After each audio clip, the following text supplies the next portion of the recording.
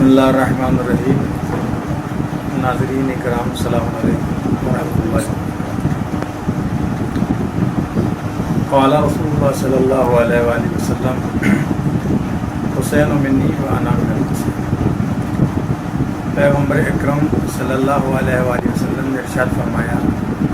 کہ حسین مجھ سے ہے اور میں حسین سے۔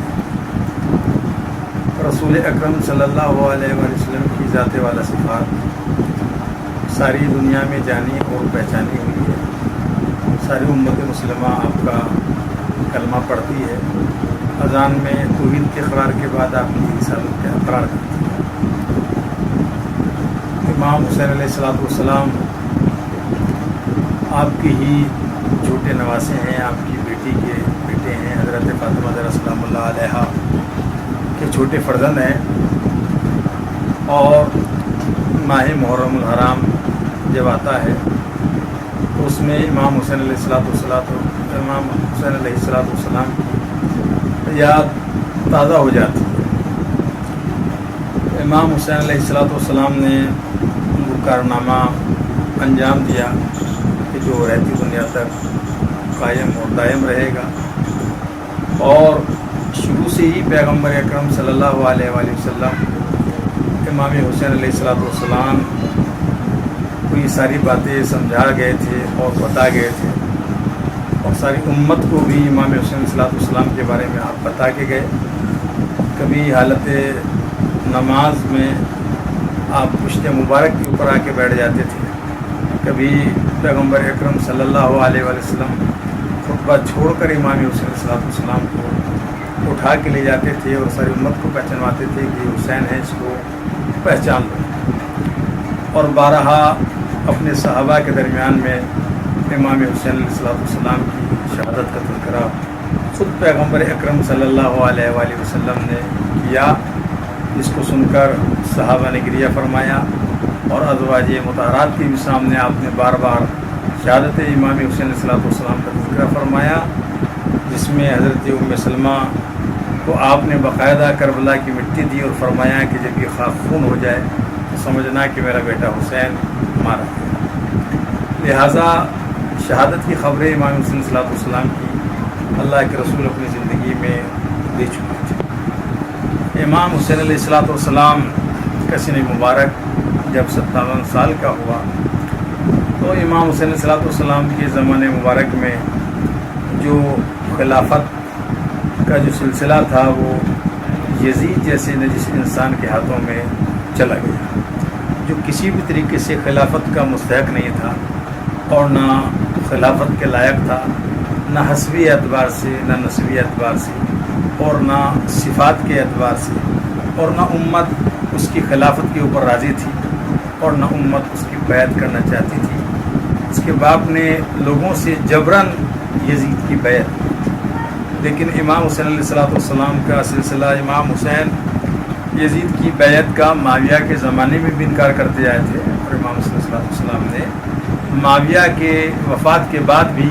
یزید کی بیعت کا انکار کیا۔ بیعت اسلام میں ایک سلسلے کا نام ہے۔ بیعت کا مطلب یہ ہوتا ہے کہ اللہ کے رسول بھی لوگوں سے بیعت لیتے تھے، اور اللہ کے رسول اس بات پہ بیعت لیتے تھے کہ بھئی آپ شرک نہیں کرو گے،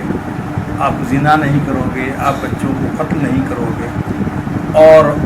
پھر بیعت لی آپ نے دوسری مرتبہ تو اس بات کے اوپر بیعت لی کہ بھئی آپ نماز پڑھو گے، آپ جو ہے وہ اللہ کے رسول سے محبت رکھو گے، ان کی آل سے محبت رکھو گے، ان کا دفاع ایسے ہی کرو گے جیسے اپنے بچوں کا جو ہے وہ دفاع کرتے ہیں۔ اسی طریقے سے اسلام میں بیعت رضوان مشہور ہے، اسی طریقے سے بیعت غدیر جو ہے مشہور ہے، اسی طریقے سے حضرت علی علیہ السلام کی بیعت جو ہے مشہور ہے۔ لہذا بیعت کا مطلب یہ ہوتا تھا کہ جو حاکم وقت ہے اس کی ہاں میں ہاں ملا دینا، اور اس سے اتفاق رائے رکھنا، اور اس کے بارے میں یہ اعتقاد رکھنا کہ جو تم سیاہ کرو یا سفید کرو ہم تمہاری بات سے راضی ہیں۔ امام حسین علیہ السلام وہ فرزند ہیں، وہ امام ہیں کہ جنہیں اللہ کے رسول نے پالا، اور ہمیشہ اللہ کے رسول نے بیعت لی، اللہ کے رسول نے کبھی کسی کی بیعت نہیں کی۔ حضرت علی نے بھی بیعت لی، حضرت علی نے بھی کبھی کسی کی بیعت نہیں کی۔ امام حسین علیہ السلام بھی فرزند رسول خدا ہیں، فرزند علی مرتضیٰ ہیں۔ آپ بیعت لینے کے حقدار تو تھے، لیکن آپ اس بات کے حقدار نہیں تھے کہ آپ کسی کی بیعت کریں۔ اسی لیے امام حسین صلی اللہ علیہ وسلم نے سوال بیعت کے اوپر جب حکومت نے کیا تو آپ نے فرمایا کہ میں ہرگز بھی بیعت نہیں کروں گا، اور مجھ جیسا کوئی بھی جیسے کہ بیعت جو ہے وہ نہیں کرے گا۔ لہذا امام حسین صلی اللہ علیہ وسلم نے یزید کی بیعت کا حکومت سے اتفاق کا سختی سے امام حسین صلی اللہ علیہ وسلم نے انکار کیا۔ اس کے لیے چاہے امام حسین صلی اللہ علیہ وسلم کو کتنی ہی مصیبتیں اٹھانی پڑی، کتنی ہی مصائب اٹھانے پڑے، وہ سب امام حسین صلی اللہ علیہ وسلم نے اٹھائے، مگر غاصب اور ظالم حکومت کے حمایت امام حسین صلی اللہ علیہ وسلم نے نہیں کی۔ لہذا امام علی مقام امام حسین صلی اللہ علیہ وسلم نے 28 رجب المرجب کو سن 60 ہجری میں آپ نے مدینہ منورہ کو چھوڑ دیا، اور قبر رسول اور قبر امام حسین صلی اللہ علیہ وسلم اور اپنے والد محترمہ، ان تمام قبروں کو چھوڑ کر اور اپنے گھر کو چھوڑ کر کے جس مدینے کے اندر امام حسین صلی اللہ علیہ وسلم نے 50 سال گزارے تھے، جہاں سے حسین علیہ الصلوۃ والسلام کی زیادہ وابستہ تھی، اس سب کو آپ نے چھوڑ دیا اور یزید کی بیعت جو ہے وہ نہیں کی۔ اس کو خواجہ نے بھی کہا، سردار دست نداد در دست یزید حقا کے بنا لا الہ حسین، حسین نے سر دے دیا مگر یزید کے ہاتھ میں ہاتھ نہیں دیا۔ لہذا آپ مدینہ چھوڑ کے آ گئے، اور 3 شعبان المعظم یا بہت سی روایات میں کہ 4 شعبان المعظم میں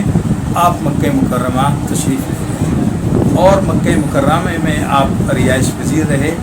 اور وہاں سے آپ 8 ذی الحجہ کو جب سب حاجی آ رہے تھے حج کرنے کے لیے، تو امام حسین صلی اللہ علیہ وسلم نے